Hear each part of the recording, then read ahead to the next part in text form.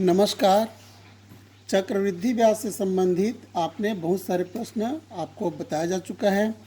अब चक्रवृद्धि ब्याज की गणना करेंगे जब गणना अर्धवार्षिक अथवा तिमाही हो, तो उसके लिए किस प्रकार से हल करते हैं या आज समझते हैं। जैसे हम एक प्रश्न लेते हैं, रुपये 15,625 का 8% वार्षिक ब्याज की दर से 1/2 वर्ष का चक्रवृद्धि ब्याज ज्ञात कीजिए यदि ब्याज की गणना अर्धवार्षिक हो। अब जब अर्धवार्षिक गणना करते हैं तो यहाँ पर जो समय है अर्धवार्षिक गणना में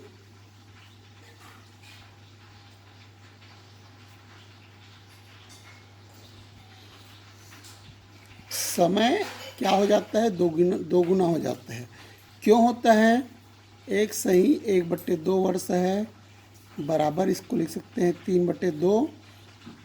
तो इसको क्या करते, 2 से गुना कर देते हैं तो बराबर हो जाएगा 3 अर्धवार्षिक। 3 अर्धवार्षिक गणना हो जाएगा।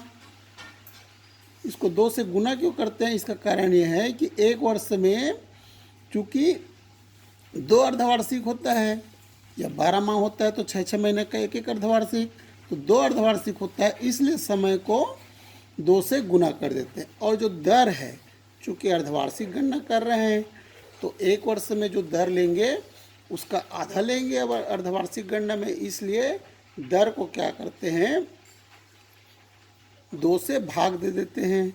दर दिया है 8%, तो ये हो जाएगा 8/2 बराबर हो जाएगा 4। तो यहाँ पर दर हो जाएगा 4%, अर्धवार्षिक हो जाएगा।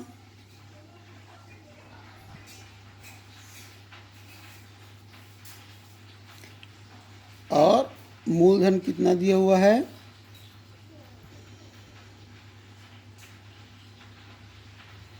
मूलधन P बराबर दिया हुआ है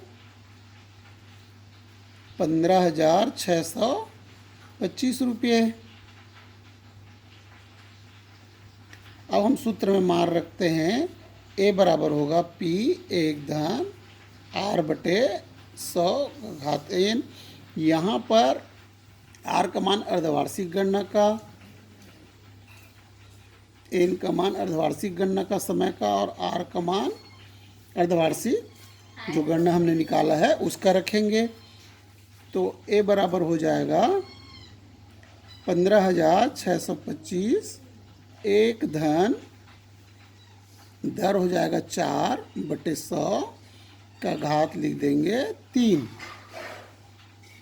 तो A बराबर हो जाएगा 15,625, 4 एकम 4, 4 दूनी 4 पंचे 25 एकम 25 और 1 26/25 का घात 3 हो जाएगा। तो A बराबर हो जाएगा 15,625 गुणित 26 गुणित 26 गुणित 26 बटे 25 गुणित 25 गुणित 25। तो जब इसको काटेंगे और गुना भाग करेंगे तो ये 25 से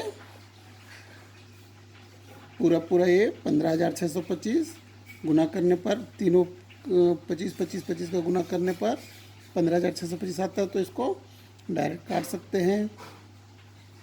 और 26 गुणित 26 गुणित 26 करने पर 17,576 आएगा। तो 17,576 रुपये इसका क्या हो गया, मिश्र धन हो गया। अब हमको इसका ब्याज निकालना है। तो चक्रवृद्धि ब्याज बराबर हो जाएगा मिश्र धन ऋण मूलधन। तो बराबर हो जाएगा 17,576 ऋण 15,625 बराबर ये हो जाएगा 1,951।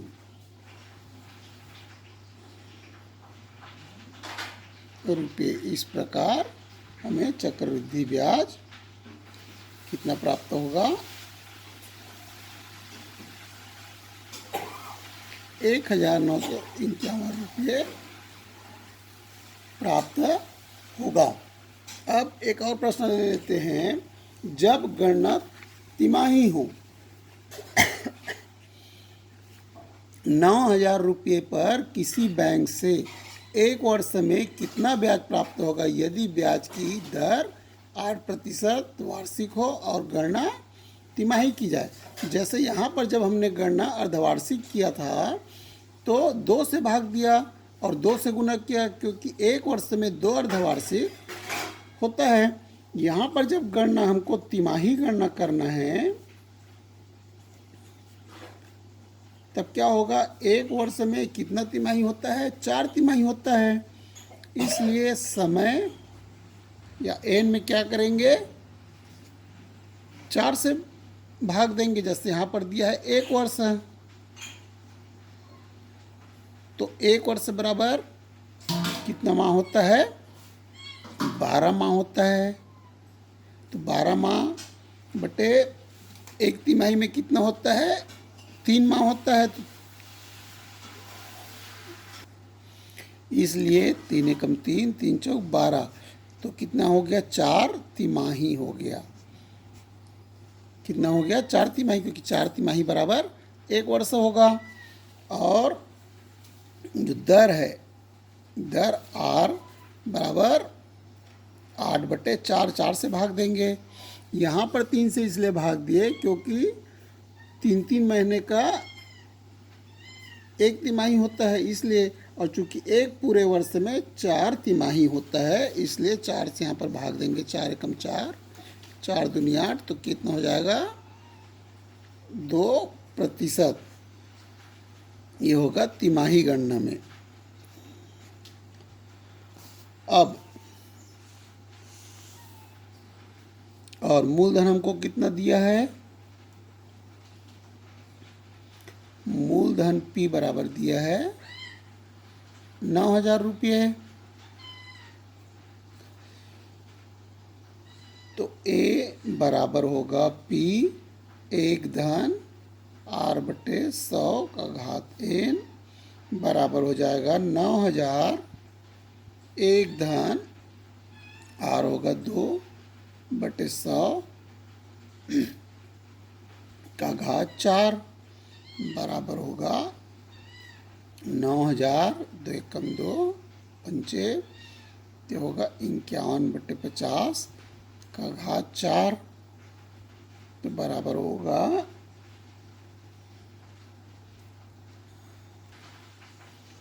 तो यहाँ हम क्या करेंगे? 9,000 गुणित, चूँकि 51/50 4 बार गुना करने पर बहुत बड़ी संख्या होगा, इसलिए 50 से 51 को पहले भाग दे देते हैं, तो हो जाएगा 1.02, इसका घात 4 बराबर हो जाएगा 9,000 गुणित 1.02 गुणित 1.02 गुणित 1.02 गुणित 1.02, तो बराबर जब इसको गुना करेंगे तो आएगा 9,741.88 रुपये आएगा।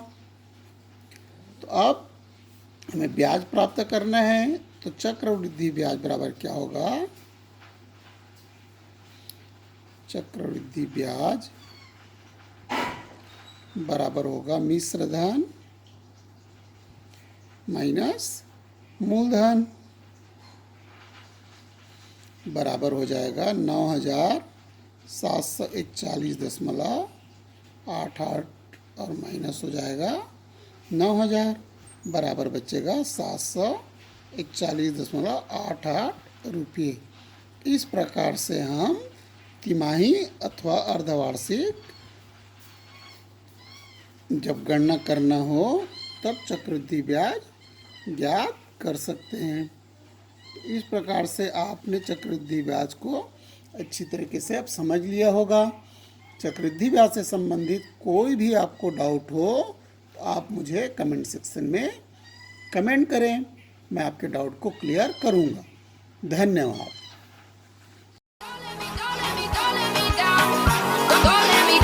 Don't let me down.